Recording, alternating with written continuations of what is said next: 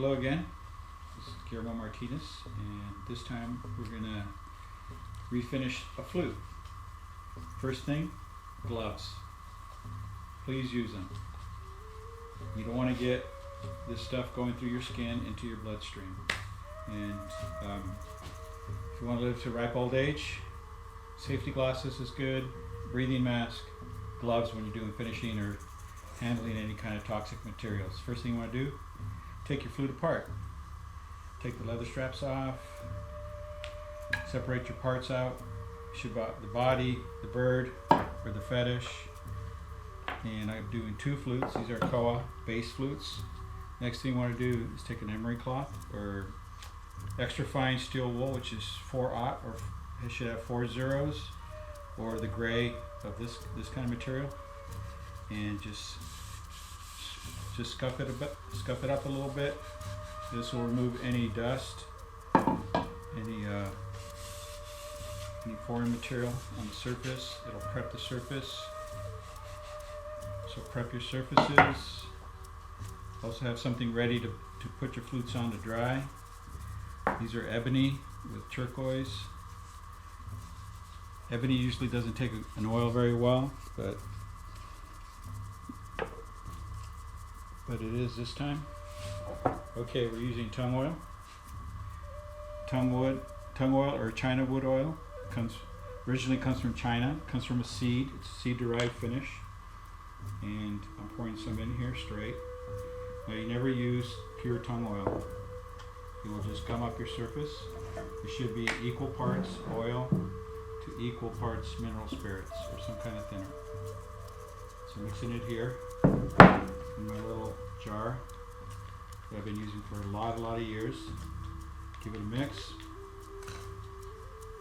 I have a clean cloth which I've been using for this already. It's got a little bit of oil in it. And put some on the cloth, charge it up. Put some in here. You can also pour some into the back chamber, into this back chamber, and get the oil in back there.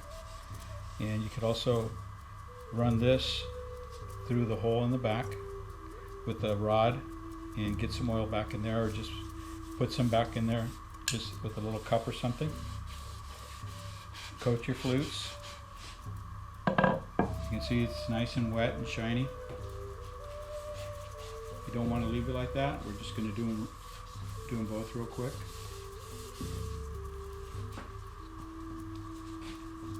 Now, I'm not going to be doing the back chambers on these because these are already been done.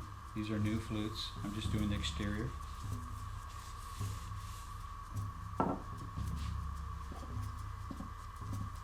Give them a nice coat. It's always good to go with the grain.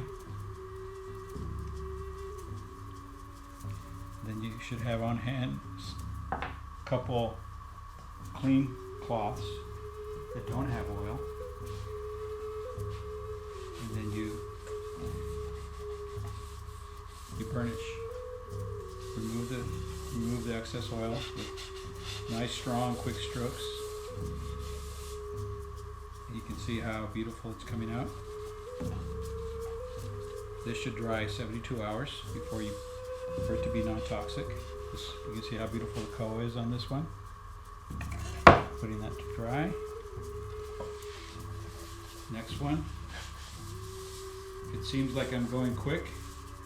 It's not that I'm going quick, I'm just experienced.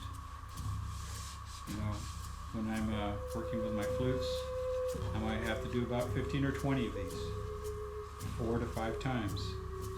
So, do the math. So each flute gets handled quite a bit in this process. So there's the second one, looking lovely. And in my shop, I usually make the saddles to fit the flutes to match. So I usually keep them together with the flute, so I know which fetishes go with, or which saddles go with which flutes. And these only have to dry about, I would say, 6 to 8 hours on the rack. They're going to be, you know, non-tacky by then, and then just set it up somewhere to dry for 2 days at least, and then you put it all back together.